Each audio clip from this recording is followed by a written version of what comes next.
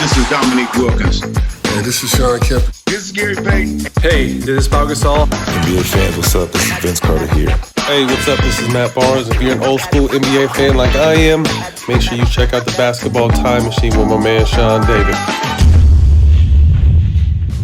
Hey folks, how's it going? Welcome back to the Basketball Time Machine. I'm your host, Sean David. Thanks for tuning in. You know what time it is? It is old school NBA time. So in today's episode, I'm going to take a look at NBA legends giving their opinion on the mailman, Karl Malone. And just to be clear, we're not talking about his personal stuff. We're talking about the basketball player, Karl Malone. So what say, sit back, buckle up, and let's get right into today's episode.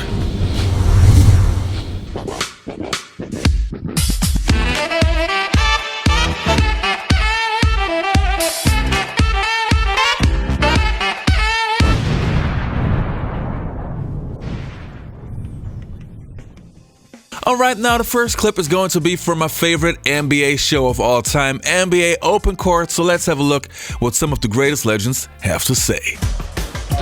Holding inside Carmelo, great pass, hammer dunk. Stockton over to Karl, angle left, jump shoot from 18, got it, the mailman. So you and Mailman were roommates once? Me and Mailman were roommates in 1982 at the World University Games. And we've been friends ever since then. And him and Tim Duncan, to me, are the best big men runners ever as far as finishing fast breaks. Karl, I thought, was the best I'd ever seen about getting up and down the floor, and Tim Duncan took it to another level. Well, did you and Karl know each other at all before that? No. So what did you learn about him from being a roommate of his? He snores. He's Y'all both was country. Both feel like I had the same overall. Same thing. We were both in college, and I don't think either one of us. Really? No, we were both in college. And I'm not like. I didn't know he was going to turn into the mailman. I don't think he'd think I was going to turn into Sir Charles. Out of Rodman and the mailman, I think you guys would agree. Both of them were ahead of the curve when it comes to their time in the weight room. Conditioning. Both of these guys lived in the weight room. And if you look at Karl, his rookie year, when he, you see how big and how muscular, and still to be able to be that flexible and run the floor, to me, and I'm not trying to stroke you at all, but look, you and Karl, to me, are the greatest power forwards of all time. And you talk about guys being able to go coast to coast with the basketball. You can throw Tim in there, no disrespect because you played with him, but no one was going to get in your way and no one was going to get in Karl's way. But the interesting thing, like Karl, his work ethic was fabulous. Seeing his work ethic, it really impressed me. And then one thing about Karl Malone, when I got hurt, I respected Karl Malone. I've always respected him, but it's something when you lose your athletic ability and you rely on certain things. And for certain things, I relied on. And with Karl, I always noticed it was still hard to check him, even though I had certain advantages or he had a system.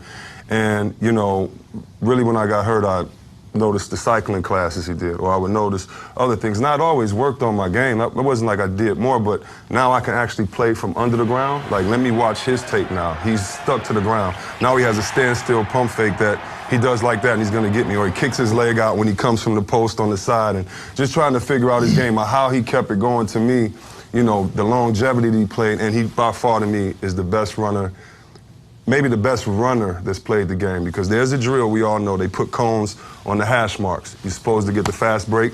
Big guys are supposed to run outside the cones every time. It's the first quarter, the second rebound. He's sprinting, and he doesn't have the rebound. Run into that cone because on Utah, the guards switch up under. And every time he's running down there, so whether he's a decoy or not, you have to be in shape, ready to play for him at any age. And I really had a lot of respect for him. Karl Malone is a more complete basketball player, for sure, than Dennis Rodman. He was able to do multiple things. He's the first guy who has size and touch that we had seen at that size and have touch.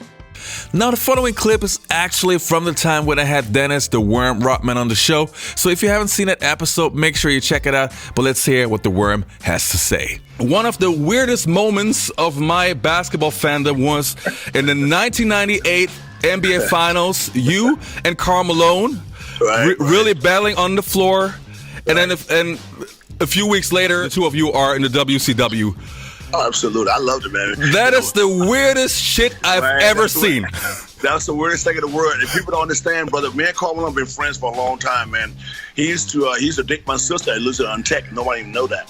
So he's like, okay, great. So basically, we've been knowing each other since 1990. Like, oh my God. I've been knowing Carl Malone since I've been knowing Carl Malone since 84. You know, he went to Louisiana Tech when he got drafted. And that's serious-wise, Carl Malone was a beast, man. He's probably the best power forward I've ever seen, man. You know, physique and everything. And he could shoot. He could do everything about the game of basketball. But the fact is that, he went into a monster called the Chicago Bulls, brother. Yeah. And guess what? And then you look at that black guy with that ball here called Michael Jordan and say, oh, my God, damn. I got to deal with that guy, too. I got to deal with that guy, the God of love right there. I got to deal with him. But it's like, with Karl Malone, we battle so much, man. Like, we used to do summer league games. We used to work out together and stuff like that. But, you know, like I said, I'm a defensive player. He's an offensive player. He get his 25, I get my 20, but it doesn't really matter. I love that one thing called win. That's what I love. I don't give a damn how I do it, how we do it. We're going to win and win championships for the people who love Chicago, brother. I thought Utah, going back to that team, I thought they had everything that it took to win a championship. I thought they had the system. I thought they had the players, the toughness, the defensive-minded and everything. But I always felt like Malone really was the weak link because he wasn't a good foul shooter. Had he been a good foul shooter, they beat Chicago. They would have beat Chicago. They would have beat us one year. I think they'd have beat you. Yeah. And weak link is the term you want to use there. Well, or they. Yeah, no. Or his inability to hit free throws. No. That's a weak link. You know, because at the end of the game, when you're playing at that level, you come down to the last 30 seconds or the last minute of the game. If that guy can't make foul shots, then he's the weak link. He's the guy that you're fouling. He's the guy that you want to put on the line. You're not fouling Stockton. Right. You're not putting him on the line. You're not letting him take the shot. Everything is going to Malone. I thought Malone's inability to make free throws was the difference for me with them winning the championship. Well, I have to go Malone too. Yeah. Malone, ooh, yeah. I'm sorry. Malone. Carl Malone's got to be. Carl Malone's got to be. And Charles, he's phenomenal, but Malone had honestly, even over Patrick, Malone had the most accomplished individual career. You got to think about how long and the level. He's third all time in scoring. Yeah, and you know what? His team's won 55 to 60 something. Every year. He went to Kobe and Shaq and still couldn't get one. That's what Carl did. He tore his knee. I'm not saying. That's the reason why. I can pay for jokes too about here. If you had to limit it to 5, and now it's your 5 best or it's 5 by position. And be careful how you answer that number 5 spot. I mean, it's a no-brainer who my center is. It's a no-brainer. Just checking. Power forward. Put these hands on you. Karl Malone. What?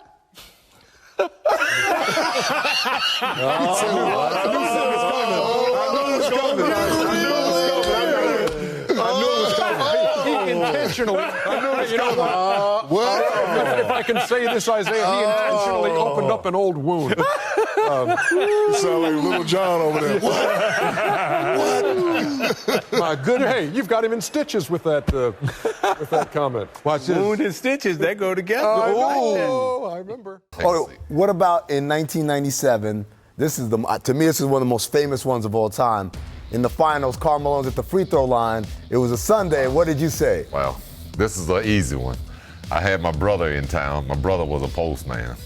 So Karl Malone is at the line. Game is on the line. And I was pretty good friends with Karl, actually. So I just walked by him and said, the mailman don't deliver on Sunday. And to this day, I think that's the greatest line in basketball. And there would never be another mailman. Absolutely. I'm not going to argue. I just want to know, was that my cousins are in the music industry, and so there's some things that come off the top of the head, and then there's some things that are pre-written. Was that a pre-written rhyme? Off the top of my head. Off the top of my head. You went freestyle right there. Bro, that was a big game. We needed the finals. That game. When you said it, did you know you had gotten to him right away?